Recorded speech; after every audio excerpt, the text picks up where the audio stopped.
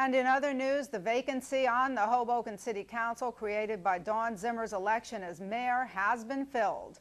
Last night, by a vote of 4-3 with one abstention, Michael Lenz was chosen to fill the unexpired term in the 4th Ward. Mayor Zimmer cast the deciding vote. Lenz is a former Board of Education president and past chief financial officer for the city. He says he was the best choice for 2 reasons.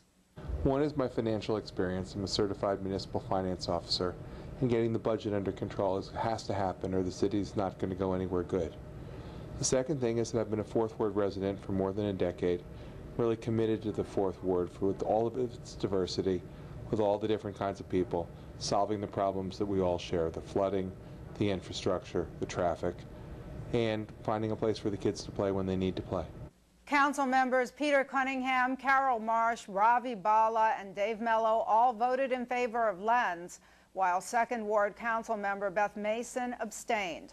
Lenz will remain in office until a special election takes place next November.